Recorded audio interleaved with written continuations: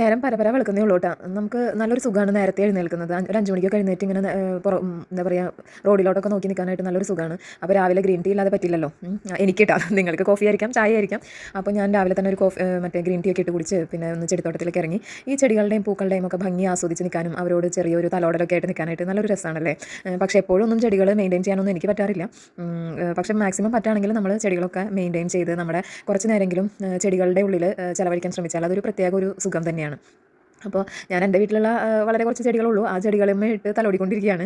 കാര്യം ഇപ്പോൾ ഞാനല്ലാണ്ട് ഇതൊന്നും നോക്കണം, ഇതൊക്കെ അമ്മച്ചിയുടെ കസ്റ്റഡിയിലാണ്.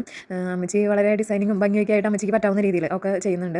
അപ്പം ഇതിൻ്റെ ഇടയിൽ കുറേ നാളുകൾക്ക് മുൻപ് ഞാൻ കൊണ്ടുപോയി നട്ടതുണ്ട്. എന്തോ ഇത് പൊട്ടറ്റോ വൈനോ അങ്ങനെ എന്തോ പറയുക, പൊട്ടറ്റോ എന്നല്ല ഇടയിൽ ഉണ്ടാവുന്നത് കേട്ടോ. പക്ഷേ നല്ല നല്ല എന്താ പറയുക, കാണാൻ നല്ല ഭംഗിയുള്ള പച്ച, എന്നൊരു നനുത്ത പച്ച എന്നൊക്കെ പറയില്ല, അങ്ങനത്തെ ഒരു ഇലയാണ്. അപ്പോൾ ഇതിങ്ങനെ പടർന്ന് കിടക്കുന്നുണ്ടെങ്കിൽ അത് ഇങ്ങനെ എന്തിൻ്റെങ്കിലും മുകളിലേക്ക് കയറ്റി കൊണ്ടുവരാനുള്ള എന്തെങ്കിലും വഴി ചെയ്യണം. താഴത്തേക്ക് ഇങ്ങനെ പടർന്ന് കിടന്നുകൊണ്ടിരിക്കുക. അപ്പോൾ ഇന്നൊരു സുഖമുള്ള ദിവസമായിരുന്നു രാവിലെ തന്നെ. പക്ഷേ വൈകുന്നേരം ആയപ്പോഴത്തേക്കും നമുക്ക് കൂടുതൽ ഇന്നത്തെ ദിവസത്തിൻ്റെ സന്തോഷം ഇരട്ടിക്കുന്ന രീതിയിലായിരുന്നു. എമ്മക്കുട്ടി ഒരു ചെസ് ടൂർണമെൻറ്റിന് പങ്കെടുക്കേണ്ട അടുത്ത ദിവസം. അപ്പോൾ അവൾ അതിൻ്റെ പ്രാക്ടീസിലാണ്. അവൾ തന്നെയുള്ളൂ പ്രാക്ടീസ് ചെയ്യാനായിട്ട്. അപ്പോൾ സ്വയം അങ്ങോട്ടും ആൾ സ്വയം തന്നെ രണ്ട് സൈഡും ഇരുന്ന് കളിച്ചുകൊണ്ടിരിക്കുകയാണ്. അപ്പോൾ അങ്ങനെ കളിച്ചുകൊണ്ടിരിക്കുന്നതിൻ്റെ ഇടയിലാണ് നമ്മൾ പറയില്ല, മറ്റുള്ളവർക്ക് ഉപകാരം ചെയ്ത് കഴിഞ്ഞാൽ ഒന്നും ഇങ്ങോട്ട് പ്രതീക്ഷിച്ചിട്ടല്ല നമ്മൾ ഉപകാരം ചെയ്യുന്നത്. പക്ഷേ അങ്ങനെ പ്രതീക്ഷിക്കാത്തവർക്ക് എന്തെങ്കിലും ഒരു സന്തോഷം ദൈവം കൊണ്ടുവന്ന് വരും. എനിക്ക് അങ്ങനെ കിട്ടിയ എന്നൊരു സന്തോഷമാണ് കിട്ടിയത് ചോക്ലേറ്റ്സ്. പക്ഷേ ഞാൻ ചോക്ലേറ്റ് ഇപ്പോൾ കഴിക്കുന്നില്ല, കാരണം മധുരത്തിന് നോമ്പെടുത്തിരിക്കുകയാണ്. ഈസ്റ്ററൊക്കെ ആണല്ലോ. അപ്പോൾ സാധാരണ ഇറച്ചിമീൻ മുട്ടയ്ക്കാണ് ആൾക്കാർ നോമ്പെടുക്കാം.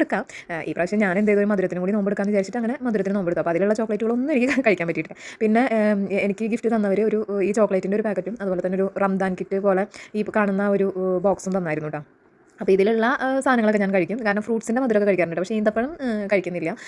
പിന്നെ ബാക്കി അണ്ടിപ്പരിപ്പ്, പിസ്ത, മുന്തിരി അതൊക്കെ ഞാൻ കഴിക്കാറുണ്ട്. എന്തായാലും ഈ ഒരു പാക്കറ്റിൻ്റെ പ്രസൻറ്റേഷൻ അടിപൊളിയായിട്ടുണ്ട്. ഇത് കണ്ടപ്പോൾ വളരെ സന്തോഷം. താങ്ക്